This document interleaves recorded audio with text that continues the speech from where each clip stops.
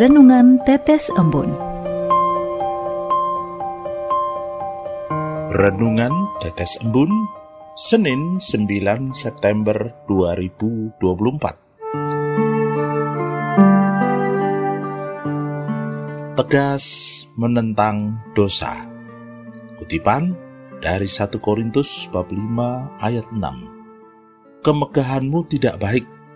Tidak tahukah kamu bahwa sedikit ragi mengkamiri seluruh adonan? Sobat Katolikana, zaman digitalisasi atau kecepatan internet memudahkan juga orang lebih cepat, lebih mudah menghakimi, dan bisa mencari kesalahan orang lain sampai dengan ke ranah pribadi. Akhir-akhir ini banyak orang yang cepat dengan mudah mengomentari atau mengkritik tindakan dari politisi atau tokoh masyarakat. Apalagi kalau figur tersebut membuat pernyataan kontroversial. Cepat sekali netizen membongkar kesalahan-kesalahannya pada masa lalu. Istilahnya jejak digital susah hilang kalau sudah viral.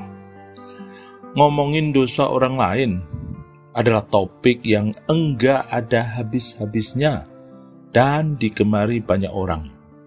Dari bongkar kasusnya, bongkar masa lalunya, sampai dengan latar belakang keluarganya. Ibaratnya dikulitin semua.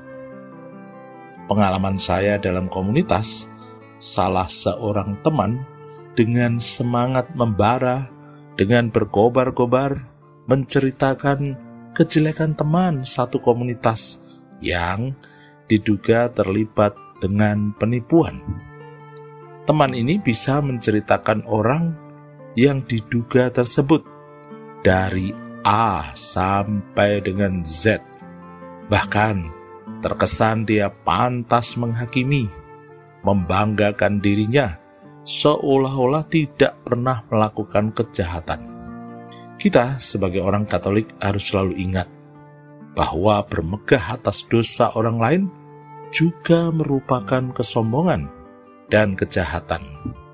Mungkin memang kalau dibilang sanksi sosialnya tidak separah dosa perzinahan, tetapi tetap akan menodai kekudusan hidup kita. Dosa sekecil apapun tetaplah dosa.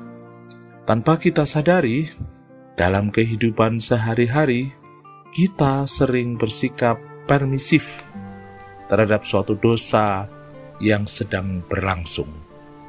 Kita hanya membiarkan dosa atau kejahatan itu tanpa menegur. Karena apa? Sebab hidup kita masih dikuasai ragi. Mungkin saja kita masih permisif atas perbuatan dosa itu, karena secara sadar kita mengetahui masih melakukan hal yang sama. Hal ini sama seperti bacaan dari 1 Korintus mengenai ragi yang dimaksud di sini, yaitu sikap jemaat Korintus yang membiarkan anggota melakukan percabulan dengan istri ayahnya.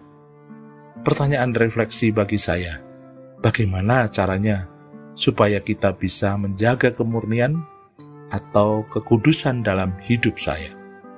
Sobat Katolikana, pesan firman Tuhan hari ini mengajak kita untuk berduka cita mendapati dosa dan melakukan langkah untuk menjauhkan diri dari orang-orang yang melakukan perbuatan dosa. Sekalipun dosa sekecil, apapun tetaplah dosa di hadapan Tuhan. Maka Dia tetap tidak menghendaki dosa sebesar apapun pada kita. Kita perlu sadar bahwa segala dosa kita telah ditebus Kristus dengan lumuran darahnya di kayu salib. Sehingga kita harus memiliki laksana kamir untuk menjadi pembaharu hidup di sekitar kita, serta ada sikap peduli terhadap sesama. Maka semakin lengkap hidup kita menjadi berkat bagi orang lain, karena kita dipanggil dan diutus untuk menghadirkan wajah Bapa dan melakukan perbuatannya yang baik dan bersikap bijaksana. Marilah berdoa dalam nama Bapa dan Putra dan Roh Kudus. Amin. Ya Allah Bapa yang Maha Rahim, puji dan syukur atas karunia yang baru setiap hari diberikan kepadaku, keluargaku, dan sesamaku. Allah Bapa, ajari aku selalu tegas menentang dosa dan kejahatan. Berikan kekuatan Roh-Mu agar aku selalu taat akan perintah-perintah-Mu. Amin. Dalam nama Bapa dan Putra dan Roh Kudus. Amin.